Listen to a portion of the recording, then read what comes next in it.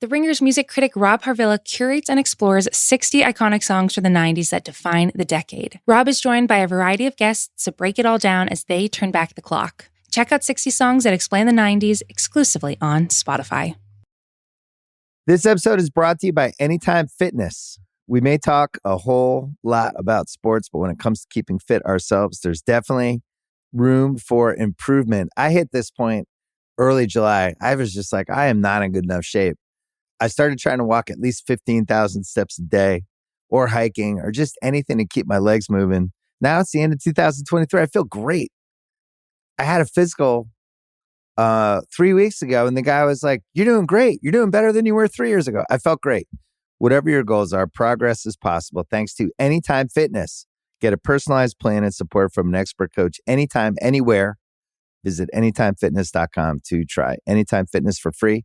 Start to train for your life. Terms, conditions, and restrictions apply. See website for details. This episode is brought to you by Atlassian. Atlassian software like Jira, Confluence, and Trello help power global collaboration for all teams so they can accomplish everything that's impossible alone. Because individually we're great, but together we're so much better. Learn how to unleash the potential of your team at Atlassian.com. Atlassian.com. Atlassian. Tap the banner or visit this episode's page to learn more. I need supports to have to clear the room. Stand up and walk now. Hello and welcome to The Watch. My name is Chris Ryan. I'm an editor at TheRinger.com, and joining me on the other line, he bankrupted my theater company just to give Al Pacino a Lifetime Achievement Award. It's Andy Greenwald. You had that in your pocket for days. Days and days, Andy. It's so beautiful to see you. You know, Andy, because we're doing Succession on Sundays now, we don't really pod until Thursday. So Thursday, it's really must-see TV for us. It's great to see you. It's great to be here with Kaya. It's great to be here with our listeners. And we're going to talk a little bit about the joke I just made, which is a reference to the amazing Jeremy Strong profile in The New Yorker that came out on Sunday afternoon after we had already recorded our Succession podcast. We'll talk a little bit about the success discourse that's going on. And then we have some other stuff we want to hit. We wanted to talk about this Lakers show. The trailer just went up for, and a couple of other TV programs that have been in the mix here. Andy, how are you doing? I'm excited. I feel like one of those kind of like aging but wily MLB pitchers who needs the full 5 days rest. You know what I mean? Like after our Succession pod last week, I had like 8 bags of ice duct taped to my arm, and I was just sitting in the clubhouse with a jacket draped over my shoulders. But you know, am I popping 100 on the gun anymore? No, I think our listeners agree. But you know, I can still sneak. Do umpires check under your belt for substances that you may be applying to the ball? Get a little. They check everywhere.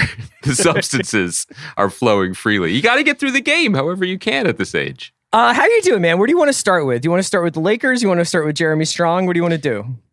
I think it's interesting. I mean, I guess they're all of a piece because they all come from Adam McKay Industries somewhat, right? That's true. That's a good point. I think that we should start, and I apologize. I know we have some listeners who enjoy our bants and our coverage of other shows and maybe don't watch Succession, but they're getting a lot of it these days. Rest assured, it's over soon. The season ends on Sunday. I do think it's worth... We can exclusively report that, that exactly. It's over soon. This is why people tune into us. Yeah. You know, people would be lost. I think we should start with the Jeremy Strong stuff because this whole moment has been fascinating. Now, this conversation, we should put some brackets around it. This is not going to be about the penultimate episode of Succession season 3. We are not going to talk about this season finale, which we have not seen and no screeners are available, but we are going to talk kind of in a meta way about the way it's been received and the way it's being covered. You had to offer up a public apology for our misunderstanding of when the screeners are coming. I did. No, I didn't have to. I volunteered to before I was asked to. Speaking of public apologies, can I just interrupt you before we get back into Succession for a second? Yeah. My current favorite story. It's actually been despite the fact that I'm not entirely sure the world isn't ending. Right. It's been a really cool content week. There's been really good stuff online. And my favorite by far, and this also breaks my heart because I don't want anything bad to happen to England, which is a country I really love and enjoy spending time in. But do you know that their government might be toppled because they can't stop throwing Christmas parties at Downing Street? Yeah, they love Crimbo. I mean, listen, you've spent more time in England than I have, but that is definitely something that I know from my latent Anglophilia, but also just like reading the Melody Maker in the 90s. Like, they fucking love a Christmas do. Oh my God. They got the crackers, they got the advent calendar, they maybe a bit of a tipple. Yeah, they love it. They've been having like, these ups and downs, obviously, there just like everywhere about over COVID, and like they had all these like very like restrictive lockdowns as they needed to keep control of the virus. And one of the things that's nuts about England is like they were like, will Boris Johnson cancel Christmas last year? And like when they were, it wasn't like, will he stop Santa from entering the UK airspace? But it was like the prime minister had basically the power to be like, no one will have a roast and then go to the pub. It was like he was going to shut it down. And then it turns out last year that they just had like, they couldn't get enough Christmas parties at Downing Street. And that like, there were like 9 different parties. I read a full timeline of like all the different dues that they had. Yeah. And then yesterday, I think so what happened was basically like a comms person from the UK government got caught standing at like a briefing room podium, joking about how she had just had like a piss up for a Christmas party. And then she got fired when the tapes finally came out just recently, and she left. And there's just like this video of her now tearfully reading from a printed apology while wearing, ironically, a Christmas sweater. And when you were like, I just want to say, I am sorry for misunderstanding when the Succession screener will be made available. I just wanted you to do that on camera wearing a Christmas sweater. It would have been perfect. These guys go crazy for this holiday. I don't know, man. I'm happy not to be a part of it. I feel we do not have much to stand on here because duly elected members of our government send out holiday cards with their 8-year-old sons holding AR-50-100s, whatever the fuck guns are called. Yeah. Like, so... And as I said that, I pictured Ashley Schaefer talking about his son Gabriel holding a gun, which made it fun, but funnier, but not fun. Yeah. Anyway, so we have no leg to stand on, but I have been reading about the UK government, and it wasn't specifically the Christmas parties, but on Twitter, Brian Grubb posted what I think he correctly identified as the greatest URL in recent history, which was from the Washington Post. And it was like WashingtonPost.com/EnglandCocaineToilets.html. Oh, yeah. They've also there was like way too much Coke in Parliament, apparently. Like all the bathrooms have tested positive. I mean, look, you and I loved Cool Britannia. We loved the Britpop era, when Noel Gallagher and Tony Blair were knocking back a couple pints. They need to bring the thick of it back. I'm ready for it. This is great stuff. Anyway, in terms of my own apology, it wasn't so much. It was actually interesting. It was that our friends at HBO Media sent a message being like, the Los Angeles Times is saying that you guys announced on your podcast that you would be getting screeners of the finale well in advance. And this does feel a little wag the doggish that the LA Times, a respected news outlet in our hometown paper, was like, these dum-dums. I hope it was Bill Plaschke. Yes. Yeah. Right? Or Steve Lopez, yeah. No, what happened was I on the screener site. You don't have to apologize today. Well, I'm just explaining to people who maybe they didn't see the tweets of any kind. On the Succession pod, I said that we would be getting the screener on Sunday morning. That was a willful, maybe a hopeful misread, because on the HBO site for the screeners of 308, it said, be aware, screeners for the finale, the finale will go up on this site, the press site, at 9 p.m. But I thought it said 9 a.m., meaning no screeners. It's going to go up when it goes up on HBO Max. Anyway, all of this is to say we're not really going to spoil anything. I think that we're going to talk around it. And really, the talking around it is kind of interesting. It's been a minute since we have had a cultural moment that feels monocultural in this way, at least in our little corner of the internet. or at least in terms of our water both cooler. What happened on Sunday night in the episode, but also the meta conversation around it, which is largely stemming from. And it's interesting too with the Jeremy Strong profile. So for people who don't know, Michael Schulman wrote like a very long, very detailed, very interesting profile of Jeremy Strong, who plays Kendall Roy on Succession in the New Yorker. It went up on Sunday before the episode went up, which many tea leaf readers were like, well, that'll explain what happens to Kendall then, doesn't it? Or what might happen to Kendall. Yes, what his fate might be, because it felt like a victory lap, like a punctuation mark at the end of a sentence to have this sort of retrospective of his career leading up to this moment. And not unlike Bad Art Friend or some other like kind of more notable, online sensations that come out of journalism. I think that there was a lot of debate about, if you think this about Jeremy Strong, it says this about you. Right. If you've read this article, you are like, and you read that article and you're like, wow, this guy's amazing. Then like you need to check yourself. And then there's the flip side of like, maybe there are different processes and Jeremy Strong is welcome to become a cobbler if he's playing a cobbler or whatever. Well, method acting he does. Yeah. I mean, we've referred to it in passing on our show. It has been reported that he is a very intense performer, and that while the mood on set of Succession appears to be by and large very convivial and fun and loosey goosey, and Mark Mylod encourages, once they get what he thinks they need, he does freebies where the actors can kind of ad lib and joke around, and everybody seems to get along really well. And there's always the caveat that Jeremy doesn't do that. That Jeremy stays in his trailer. He stays in character. He doesn't like to engage with the other people because they're not in character, and it ruins his process. And then this piece kind of really, really, really, really went into it. Talking about how when he was in the trial of the Chicago 7, like he was making like circus noises when Frank Langella was trying to deliver speeches because he was in character was he Abby Hoffman in it, or was he someone else? No, Sacha Baron Cohen was Abby Hoffman, right? Yeah, he was a yippie. He was in the mix. Mm-hmm. And yeah, I agree with you that it's a fascinating case study. I think my first takeaway is we all know too much. I think we know too much now. And I know that that's rich for us in our hot dog suits to wonder who crashed the Wienermobile into the clothing store. But two things can be possible. And I feel like this is the kind of nuance that is missing both from the reaction to the story and to the reaction to last Sunday's Succession. Sure. Two things can be possible. Jeremy Strong could be really insufferable to work with. He, in fact, could be insufferable to be around. We don't know this, but he could be. And Robert Downey Jr. seems to enjoy his time with him. Many famous actors seem to, because he finds a way of like ingratiating himself to them, and like was a house guest in Michelle Williams' house. The most interesting for thing years. about the piece is that he's been basically training for this his entire life. He identified very early on that not only did he want to act, but he wanted to act in a certain way, and he was looking up to a certain kind of actor, and then went about his life basically trying to. I mean, the guy served a lot of internships. I didn't even know actors could do that. Like Wendy Wasserstein, Daniel Day-Lewis.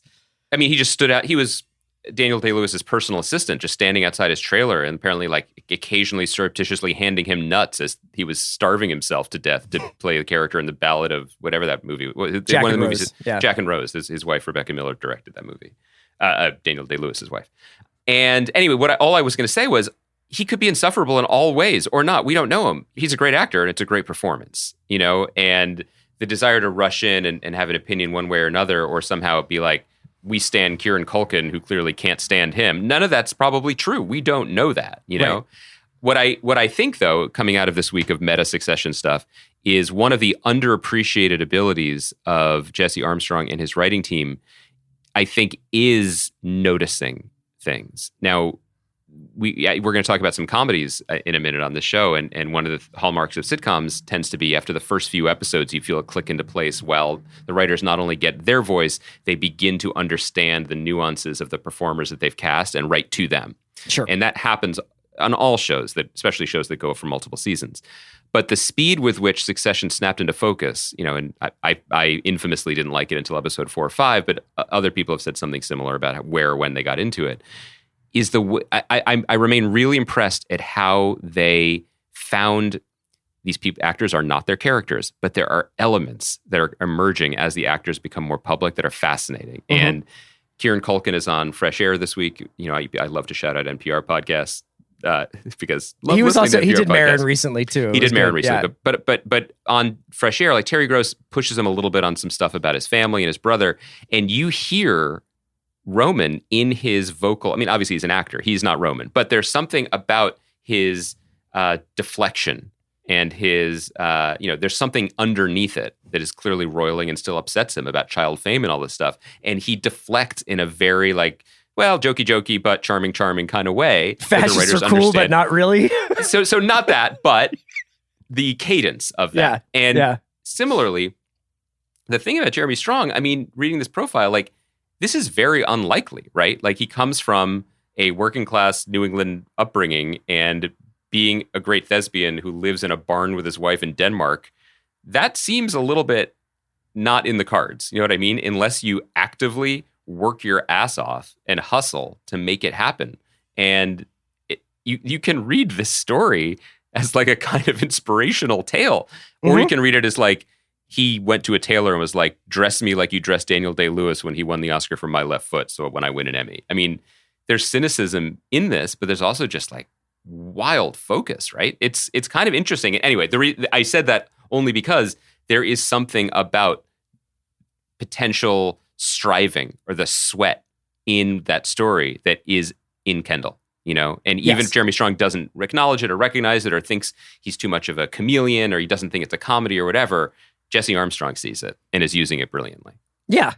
Can you think of another example of a show where you saw a showrunner identify that in a person and almost write to that person's specific qualities or even their public persona?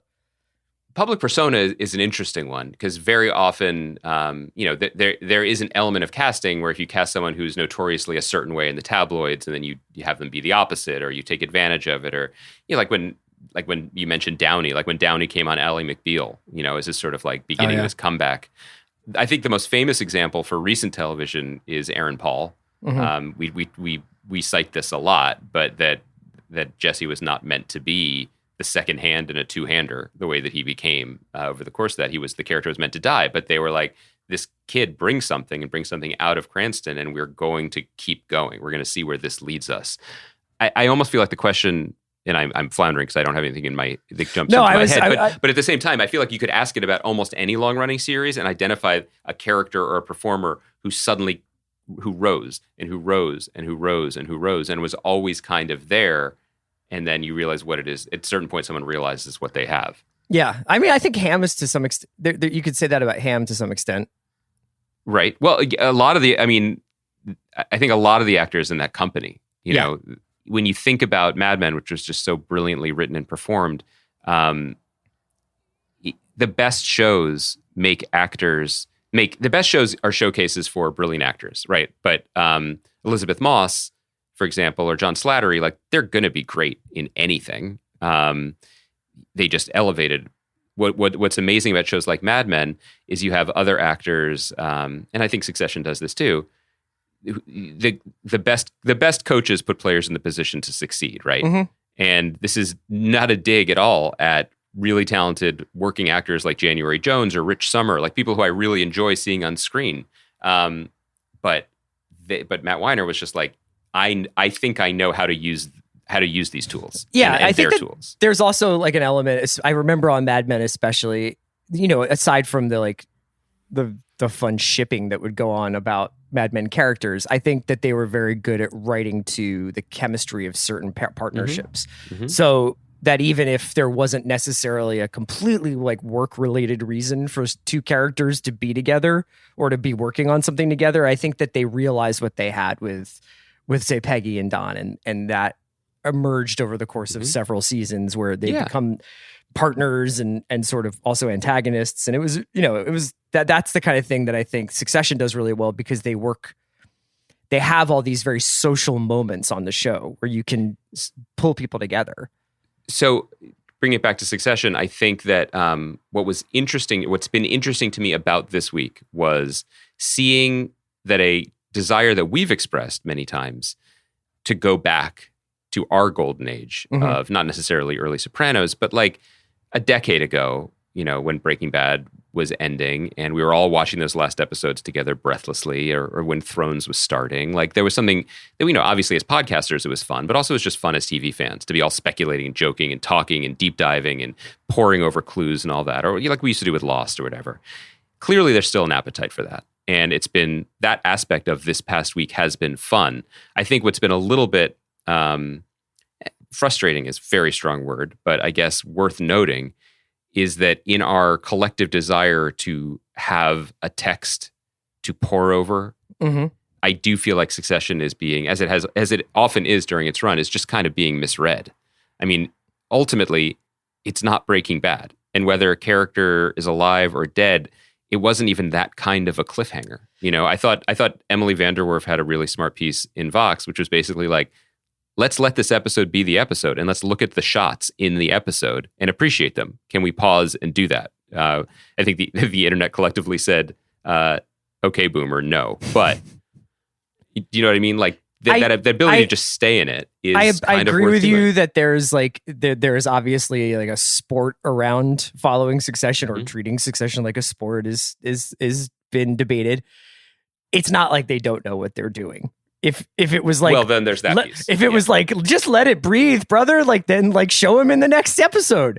If it's not about whether he's alive or dead, then put him in the scenes from next week or don't. And like, obviously people Zapruder filming the 30-second promo and being like, that's the top of Kendall's head, or you can see him in a long shot at the wedding, or what about this shot from the beginning, from this season on Succession where you see him with a shaved head. It's like, I don't know why this season is 9 episodes, and I don't know that they didn't shoot some stuff with Jeremy Strong just in case. Like, you know what I mean? Like, I have no idea. Yeah, I also think it's worth noting, again, this actually doesn't matter in the scheme of how things are received, but when you say they know what they're doing, HBO knows what it's doing, right? I mean, like the press team, by neglecting to share screeners, by crafting the next week on, because I think some people may not know this, but generally the showrunner, but the executive producers of the show create the previously ons, but the next like week they ons. edit them together, you mean? Yes. I spent way too much time on those.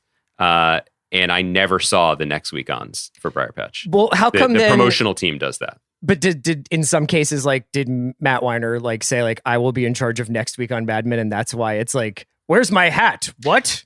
Yes, I think that more empowered showrunners who are more, viscerally involved can definitely say, don't do that. I don't want that given away, for sure. But that's why the whole thing, like, there was a weird moment on Sunday where there were some loose tweets about like, oh, you'd better watch this live. And so people were like, is this a humble brag? Is this a warning? What's going on? And then the New Yorker drops it specifically to enter into the meta discourse among people who have seen screeners of it. It was David Remnick has entered the meta discourse. For real though, it was kind of galaxy brain. Yeah. And I guess the big takeaway is we people who go on Twitter too much or whatever, like still want a big show. Yeah. A big show to talk about. It's, and that piece of it is fun. And that piece of it, though, I think is worth noting, is more the sports piece of it. It is less the show, but both can be true at the same time and both can be enjoyable. Sure. Would you cast Jeremy Strong in your next project, Chris? I know you're casting a wide net. I know you're seeing non-traditional choices. Well, one of the little details in the New Yorker profile is that Jeremy Strong has broken his feet twice in succession. Right. Once running in hard bottom shoes, which both hard bottom shoe accidents. Once running to get to the boardroom meeting in, I believe, season 1. And then in season 3, I think he injured himself leaping off the stage at his 40th birthday. Yeah. I don't love the medicals, honestly. Right. It's like, this is why you draft Durant over Odin. Is like, I don't love what I'm seeing. So unless I was maybe going to cast him as like Tom Noonan in my Heat remake, and he just has to be in a wheelchair, which I think he would do a great job as, by the way. But I thought you were going to say, but what about if you were going to cast him as Udonis Haslem in your Heat remake? Can you imagine what Jeremy Strong would do if he had to play Udonis Haslem? He would commit. Are you asking me whether or not I would want to work with a quote unquote difficult person? I don't know. Maybe I am a difficult person. You know, like maybe I'm the Jeremy Strong here. You're a dream. Come on. I can be moody, I think. Was it once? One day? I don't think I'm very detail oriented though. And I think he is, you know, but maybe we would compliment one another. I feel like this is worth a shot. I feel like you crazy kids got to give it a whirl. Well, how did you feel about Jessica Chastain just with her? Should I read the Jessica Chastain? This is funny because we usually don't do like, and then this person tweeted. But like Jessica Chastain was just like, Jessica Chastain tweeted, someone get me my phone. Yes. I must respond to this slander. I've known Jeremy Strong for 20 years and worked with him on 2 films. He's a lovely person, very inspiring and passionate about his work. The profile that came out on him was incredibly one-sided. Don't believe everything you read, folks. Snark sells, but maybe it's time we move beyond it. Wow. First of all, what a use of 280. You know what I mean? Like that would not have worked in 140. That wouldn't have worked as a chained series of tweets, like 1/?. That is really filling the space. You know, she saw the vessel and she filled it. It's a little fake newsy. You like to be like, the New Yorker magazine is peddling an online snark. Don't believe it. Also, say what you will about that piece, which I thought was pretty amazing. It's not one-sided. It's like It's like Dungeons and Dragons sided. It's like lots of people weigh in. Yeah, it's also not an ambush. He's like, come fly with me from Italy to my family's new refuge in Denmark. You know what I mean? Like, he is extremely accommodating and offered many people on the record from his own life, as well as everyone on the show. And the people on the show strike a very conciliatory tone. They're like, well, this is his thing. And yes. Brian Cox is like, I worry about him sometimes. And you think about that. I don't know if it was quoted in this or if we've heard it quoted elsewhere, but the famous thing that Laurence Olivier said to Dustin Hoffman while making Marathon Man. Try acting, yeah. My dear boy, have you ever considered acting? Yeah, right. I mean, life is life, man. It's interesting, but it is all of this detracting from our enjoyment of Succession? And I feel like I can speak for us when we say no. I mean, no. We're talking about it. No. And it is a good position to be in with a TV show in this day and age, in this year, in this moment, where anything is possible, truly. Now, we also like the show, and when I say anything is possible, I mean in terms of what could happen with characters or plot. I don't mean Shiv is going to be reborn in the ashes of dragon eggs. Like, this is not that show, thankfully. Yeah, Shiv is Mephisto. It's time. Chris, you're going to get this one of these days. One of these days, Kevin Feige has a big red button on his desk, and it's like, make the devil a talking and important character in the next phase of the MCU. And that'll be a great day for you. I'm worried about that pizza dog. I don't like the look of him, you know? You think it's him? Yeah. So this was a great week for, well, I guess the Adam McKay profile came out a little bit before the Jeremy Strong one, but it's been a great couple of weeks for in-depth profiles about, about creatives, about Hollywood, because we had the Vanity Fair piece from Joe Hagan that was ostensibly about Adam McKay and making Don't Look Up and his sort of transition from being. Joe Hagan's been on this podcast. Joe Hagan, friend of the pod, I guess. You know, can you just call anyone who's ever been on the pod friend of the pod, or they have to be on more than once? Yeah, Hugh Grant, friend of the pod. That's right. Yeah.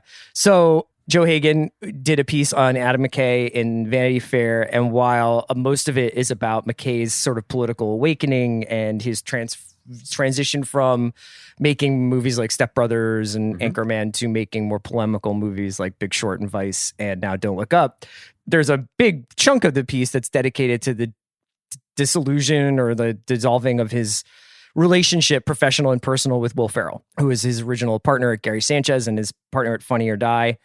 And he goes into detail about what happened to that partnership. And a lot of it seemed to be wrapped up in the casting of, there was other issues, but it came to a head when it came time to cast Jerry Buss, the role of Jerry Buss, the Lakers owner, the late Lakers owner, in what was then known as Showtime, a show about the Lakers in the 80s based off a Jeff Pearlman book.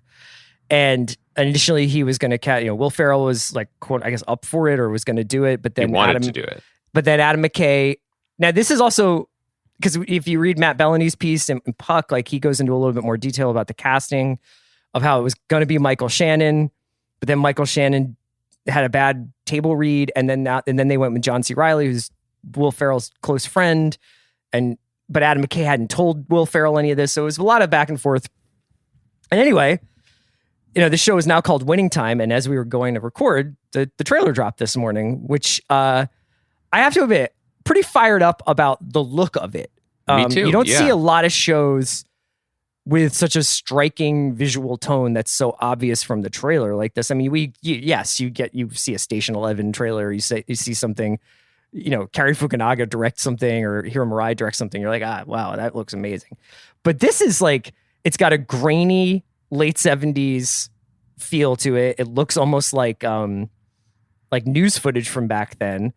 And it certainly has a lot of fucking energy. What did you think of Winning Time, The Rise of the Los Angeles Lakers, which is the name of the show now? Well, I want to start in the least important place, which is I love that they had to change the name. I love it. Not since Belle and Sebastian had an album called The Boy with the Arab Strap has there been a situation where one entity was forced to reckon with the name of something from another entity. Now, in that case, as longtime fans of Scottish indie know, both bands were signed to Matador, so it was fine. But I mean, it would be like FX greenlighting a show about bird hunting called Peacocks. Like, it makes me smile. I love it, and that they had heated meetings. The name because of that, or because Adam Silver was like, you can't call it Showtime. I have to think that someone, the person who's head of marketing for Warner Media for many years, I believe his first name was Doug. He recently was let go after HBO Max.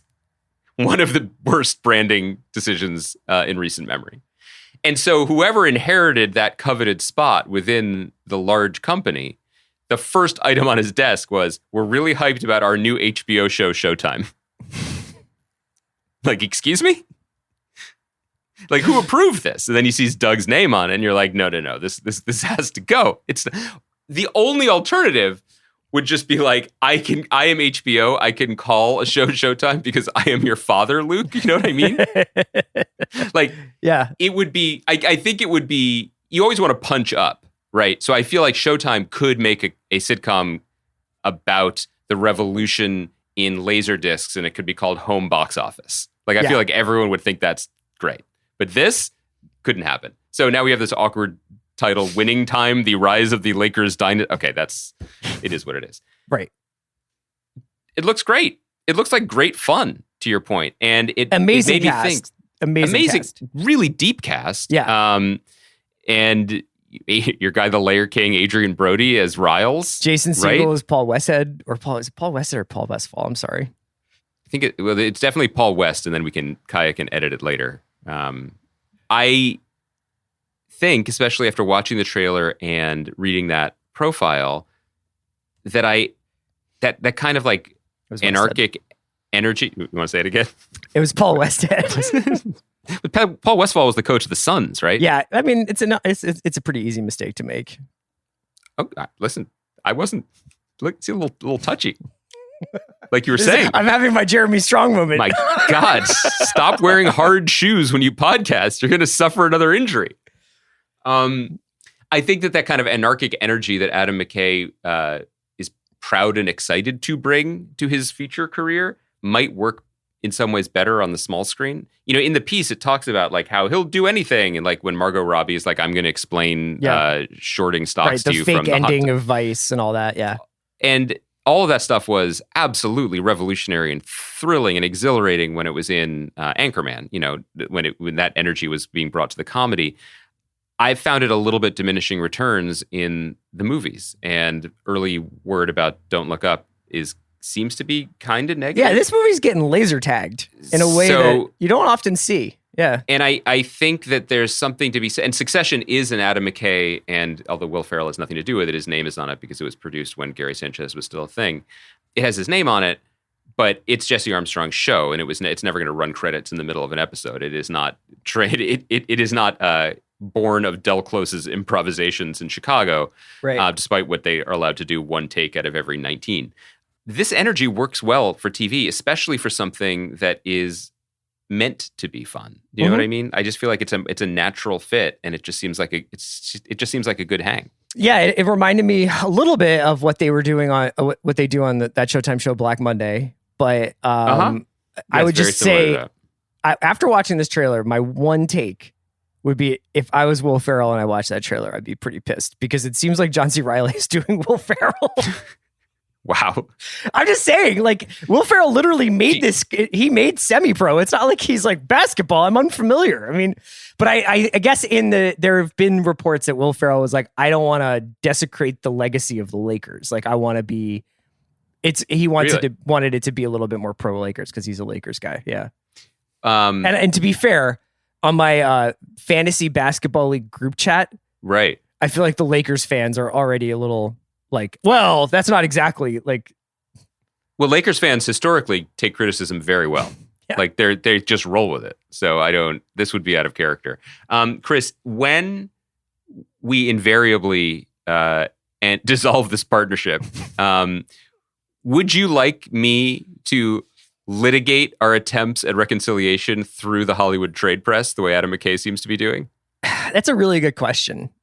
I've been thinking about this a lot because I bet you have. Well, because over the last 18 months, I see you semi-regularly, but I see you no more regularly than I do when we're podcasting together. It's so true. In a lot of ways, the bulk of our relationship is split between text messaging and podcasting with each other. So it wouldn't be weird. I would want you to go on Marin, and I would want you to be like, here's what really happened, and have like a really tearful one. I don't want you to get. I'm so sorry. I noticed the way it's skewing. It's clearly something that I did, and I was like, I just didn't think his feet were up to the challenge of the part that I wrote for him. That's right.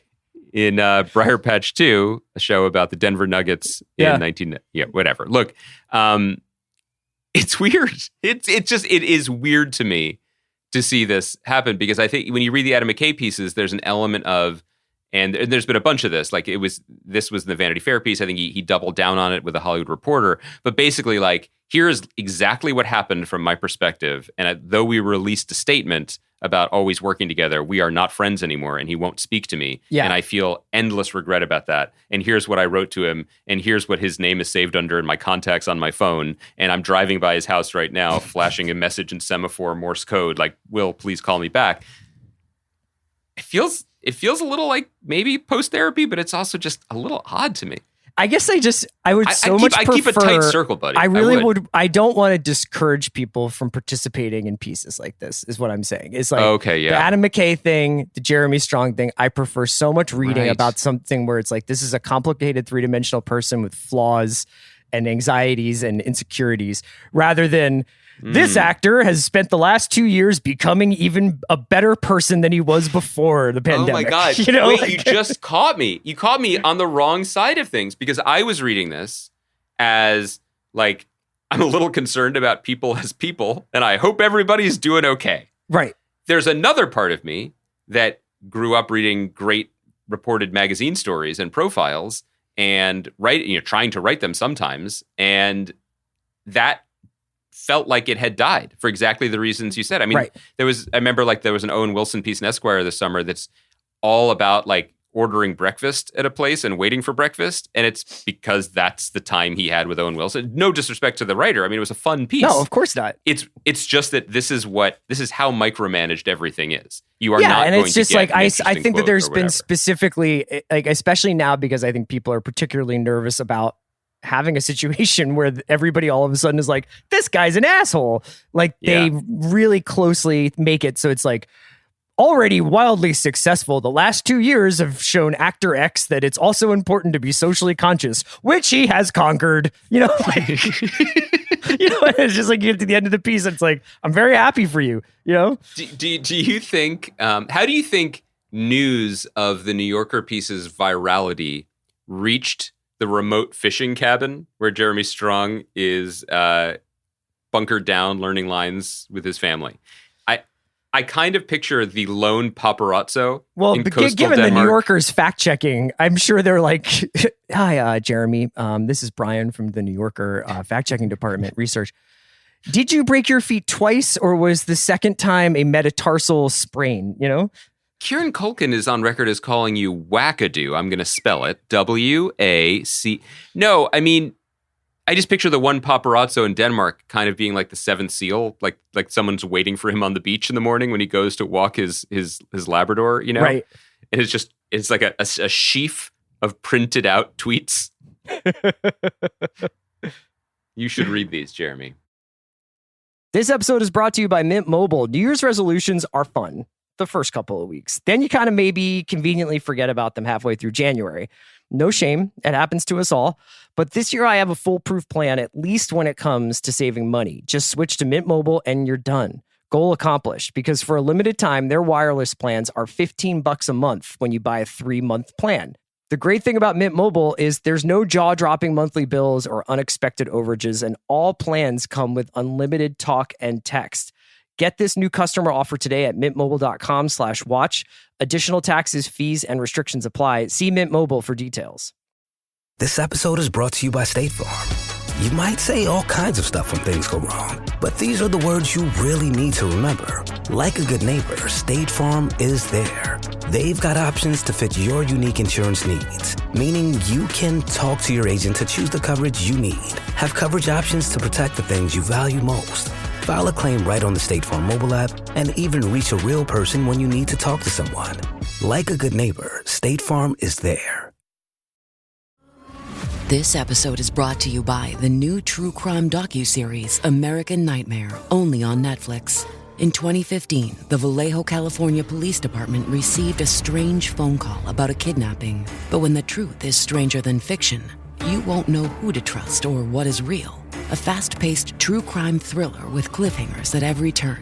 Watch American Nightmare now, only on Netflix.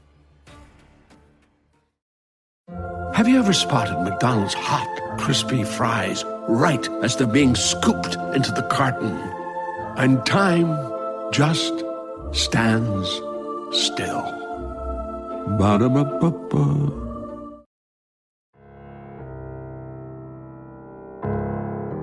What fun. What fun. Yeah. Should we talk about comedies while we're having fun? Yeah. Hey, so we sort of have a not hard fast rule, but what we sometimes do here is skip the comedies because we're not very evolved thinkers and we don't really know what to say about them aside from that was really funny.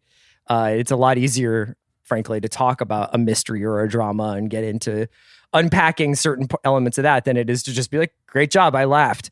But there are a couple that we wanted to shout out. There's one that just premiered last night that we wanted to start with.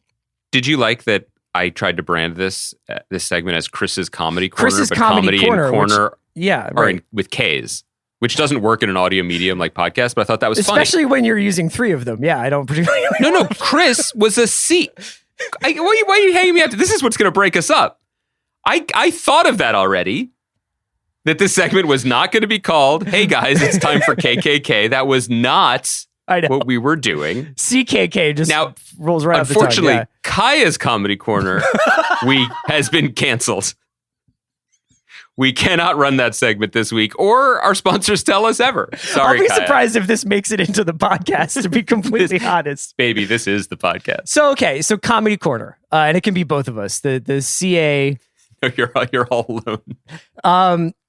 Let's talk about this show that came out last night on ABC called Abbott Elementary, which I had not even heard of. And the herald of comedy, Andy Greenwald, brought it to my attention. Tell me a little bit about this show before we get into it. Yeah, sure. So Abbott Elementary premiered on ABC last night. The pilot is available to watch on Hulu now. ABC is doing a sort of interesting strategy with its comedies. Its new comedies, of which it has, I guess, 3 or 4 that they're excited about. They are premiering them in December, and then the series isn't beginning in earnest until after the holidays. You know, all streamers have certainly been experimenting with different rollout models. This is a sign that sort of advanced thinking is trickling into the stodgiest conservative corners of broadcast TV. It makes sense. It's very, very hard to get new audiences for anything. It's very hard to get an audience to buy into a new comedy. having an episode available to stream, which is basically what they're doing, right? I think the deal that was probably struck with the network and with the studio was that it was not going to be on Hulu. It's going to be on ABC. And so it has to be on ABC first. So they're basically like sneaking it in order to get it onto Hulu to maybe slow build some audience. It's kind of like what they do with After the Thrones, right? Yeah, it's a very slow build with that. I think that we are going to debut again for the first time sometime in 2025. So the backstory of the show, it was created, written, and stars Quinta Brunson, who's a very funny comedian and performer from our hometown of Philadelphia. And in making the show, she partnered with a friend of ours, Justin Halpern, and his comedy writing partner, Patrick Schumacher. You might know their work from Surviving Jack or the Harley Quinn cartoon that's on HBO Max now. Mm-hmm. And but this is Quinta's show, and it is a office-style mockumentary comedy series set in the halls of a struggling Philadelphia public school. And I urge everyone to watch this pilot because it's so funny, and it is a masterclass in how to get a sitcom off the ground. I was blown away by it on 2 levels. One, as Chris said, it's super fucking funny. And there's a Zach Ertz joke within the first 8 minutes. So if you're a Philadelphia sports fan, you will feel very seen and taken care of. And she is just a delightful star and host and, in a way, narrator of this show. But it does so many hard things so apparently effortlessly and well. I love to quote the thing that Mike Schur told me years ago about TV comedy, which is he wishes you could make 10, throw them away, and then the first one anyone saw is the 11th, for some of the reasons we were alluding to earlier about just sort of finding the voice and understanding the actors. This show hits the ground running. Like, it has always been there and knows what it's doing. It's brilliantly cast. And can I just say Janelle James, who plays the principal, who is, I guess, the antagonist of the show, but I think she's a writer on Black Monday, actually. She's incredible as the principal on the show, Ava. The supporting cast is really, really great. Oh, I mean, Tyler James Williams, who's an actor I'm always checking for. He was the star of Everybody Hates Chris years ago. He had a really good turn on The Walking Dead a couple of years ago. He shows up as sort of a straight man, potential love interest for Quinta Brunson's main character, Janine, an actress I'm not familiar with, named Lisa Ann Walter, plays a woman named Melissa, who is sort of a South Philly type, veteran teacher, yeah. Who is, again, like, this is hard to do, guys. Like, to have a character appear in a talking head the way The Office used to do, and then within 3 lines, you're like, I get it, I see where it's going, and oh my God, let's go for a while. Yeah. You know, it's really, really exciting. It's also kind of, but it's also, and Cheryl Lee Ralph, the majestic Cheryl Lee Ralph, just wrecks shop with the kind of like, it's a similar thing when Andre Braugher was on Brooklyn Nine-Nine. You're like, what is an actor of your regal intensity doing on this? And thank God that you're here. But it's really worth watching for many reasons that we're trying to list. But I just feel like to see how all that it gets done in such a short amount of time, because it's going for that Office/Parks and Rec sweet spot. And there's so many smart decisions made along the way, from casting the right people, not necessarily the most famous people, to hiring Randall Einhorn, who I've never met, but I've always wanted to call Randy Unicorn, who directed many episodes of The Office, who directed this show, to finding that sweet spot of these are funny, silly people in funny, silly situations. But the heart of the show is that they are working with kids in a rougher neighborhood in Philadelphia, and they want to do good. Not just do well, they want to do good. And that could come off at the wrong hands as sanctimonious or mawkish or whatever. But I just thought it was delightful. And it's really rare these days to watch a pilot. Very often our positive reviews of pilots, comedy or drama, tend to be, okay, it's qualified. All right, yeah, it's like, I can't wait to see where this goes. Yeah, let's see where they go. And yeah, I mean, there are more episodes to come, and comedies can be hit or miss. But this is the one where I actually just, after the Zach Ertz joke, I sat back and I was like, you drive. Great. Right. I'm here. And it's really going to be really fun to watch this go. So the pilot is up on Hulu. You can watch that. So, and then when does the show itself kick in? January. That's great. I was just going to recommend, if people haven't gotten a chance to check this out, I think I've mentioned this before, but one of my favorite shows of the year, and I'm going to be talking about it on our best shows of the year pod, is this show Motherland, which I am now casually sort of watching for the second time. What? It's a British show, sort of from the umbrella of Sharon Horgan. And it's 3 seasons. I think there's only like 6 or 7 episodes per season, and it's 30 minutes per episode. So it's very British in that regard. And it's set in London among 3 or 4, mothers and one father who are basically like meet up during the day while their kids are in school and get into trouble with one another and have very differing opinions about their own children and their relationship to parenting. I'm not a parent, but I find this show so fucking funny, perhaps because it's not very precious about the children. But if people have a chance to check this out, it's on Sundance. And you can watch it like on an AMC Plus subscription, and I'll talk about it more next time when we do Best of the Year. I mean, do you remember what? Do you remember the role the children played on Catastrophe on Sharon Horgan's last television show? Yeah. Which was, I mean, not super positive. I would say I feel like the show treated the children the way Lindsay Lohan treated her ankle monitor that she sported for a couple of years, like in the early 2000s. Yeah. Yeah, not really heartwarming, but I'm excited to check it out. 2 recommendations. We did a great job today. We spread positivity. We've approved of a new Lakers show, and we want actors to continue to make themselves incredibly vulnerable to profile writers. Those are the action items coming out here. Did you want me to ask the question I asked you on text on our podcast, which is, did Ghostbusters happen? Yeah, what was up with that? You like texted me at like 10:58 a.m. right before we're at start, and you're like, "What's up with the Ghostbusters domestic BO?" Listen, I love numbers. You know what I mean? Like, I want to know such a quant. It's so where funny, the markets are moving, like what's generating what, like how much was P&E, like what are they expecting on return? What's global cum, right? No one involved with the podcast, whether it's in our listening audience or Kaya's Comedy Corner. Nope. Sending that back. Want to hear me talk about Ghostbusters again, especially since I still have not seen it. Right. So and nor is that likely to change. My genuine question, based on the most annoying kind of, is this a thing that is really endemic in white men of our exact age group, was just that I paid attention when it came out over Thanksgiving, and it was like, Ghostbusters is tracking to blah, blah, blah, blah. And I was like, okay, that seems to be like it's doing fine and making money.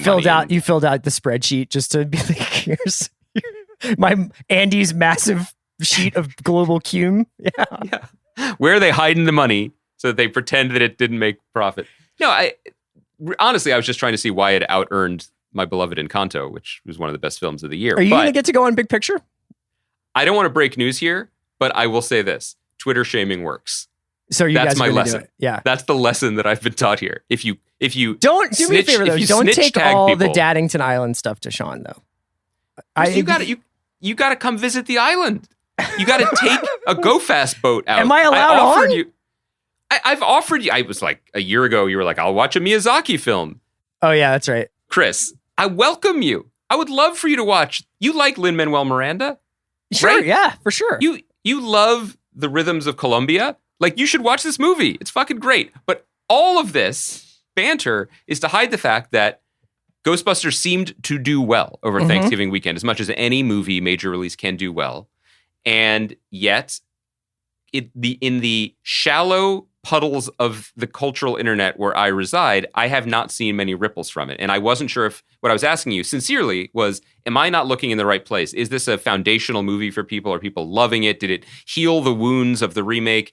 Has it rebooted this IP for the company or for the Reitman family? Don't you think it's just like everything else where there's a tremendous amount of speculation right until the moment that it actually comes out and then it just kind of vanishes? I mean, yes. I don't even know that people were talking about Dune on the Thursday after Dune was made available. I mean, sincerely, like they were like, it's cool. And like people talked about like their favorite scenes and stuff. But I think it's just tough for something to really grab people's attention. Now, I mean, I haven't seen Ghostbusters Afterlife personally, but I'll be really curious because as we're getting into the Oscar season and like, West Side Story and Licorice Pizza and maybe more people can go see movies like Belfast and Power of the Dog is on Netflix. It's like how like movies will sort of like enter the chat, because we've obviously we're a little bit demented because we've been talking about Succession for more than 2 months. Yes. But that sometimes feels like how do you make something matter unless it's like spread out like that, right? You can't. I mean, there's been a bunch of really smart writing recently, and maybe because I don't have it at the tip of my fingers, maybe I can share it later on Soch or something. But the agony and ultimate hopelessness of living in a perpetual present, which is what we live in. Yeah. And it was exacerbated by the pandemic, certainly. But really what that refers to is just the feed, refresh on the feed. Like everything is now. So there is no reflection. There is no sitting with. There's no meditation. There's no returning to. There's no coming back to. There's no bubbling up. It's always whatever is happening now, which is absolutely a way to go insane. But it is also a death knell for the cinematic experience, I think, in the way that you and I often love and treasure, unless it smears like the Marvel Cinematic Universe. You're not really talking about Eternals. I mean, I would love to keep talking about it. You're not, but that's just the example that I brought up. What you're talking about is the larger puzzle that this one piece fits into. And even if we are no longer talking about, justice for Kingo, we are talking about, Florence Pugh shows up in Hawkeye, which is essentially talking about the same thing, at least as far as the shareholders of the Walt Disney Corporation are concerned. It's really tough out there for a movie that's just going to be a moment or a nice sink in. I don't think our man Ken Branagh is really workshopping Belfast 2: The Dark World. He only did the first Thor, if you know what I mean. It's tough. I think that's the smarter point. The more jaded and potentially negative point, which is not earned because neither of us have seen the movie. But what I was secretly kind of wondering about Ghostbusters, is it Ghostbusters Afterlife? Is it just the ultimate 2021 project, in that what it is a collection of nostalgia and marketing and think pieces and Twitter bait and stunt casting in the service of generating a moment. And what they forgot to do is put a movie in there, because that's the least important part. That is my super cynical, unearned take. But I do think there's a lot of culture that functions that way. We really are becoming that character from Metropolitan who's like, I don't read novels, I read good literary criticism. Because that way you get the summary and the take without actually having to read the fiction. And what's particularly good about that is, our only reference is to a 32-year-old Whit Stillman film. Yeah. Sorry about that. Shout out the Whit Stillman Hive. Sorry, everybody. Go back to the feed. So here's what we'll do. We are going to be back up on Sunday night a little bit later than usual. So typically the episodes have been dropping as soon as Succession is over. We'll be watching Succession with everyone else and then recording 7-ish Pacific time. So we'll probably nighttime pod, a little punchy. What time will it go up? Who can say? It's really up to Kaya, and it's about how she feels about. Yeah, Kaya can say. And Kaya can say how swiftly she's going to be working after being put in the comedy corner on this Thursday's show. And then next Thursday, just as a heads up, getting everybody ready, Annie and I have both seen Station 11. Obviously, a lot of reviews have started to come out. We've watched a few episodes each. And I will say, I think Andy would agree with me that this is one of the best shows of the year. So we are very excited to be talking about the first 3 episodes next Thursday. Yeah, obviously, it goes up right then, so you may not be able to watch all of those episodes right as the pod goes up. Save it. Please watch this show. I think it's a miracle, and I can't wait to talk about it. It's exciting. It's December, and there's something great just around the corner. Yeah. So not in London, not in Westminster. There's nothing great for the rest of the month. Carry on, right? Do see not the Christmas do. Yeah. Do not throw a party. Do not gather. Just watch Station 11. You'll be fine. See you guys Sunday night.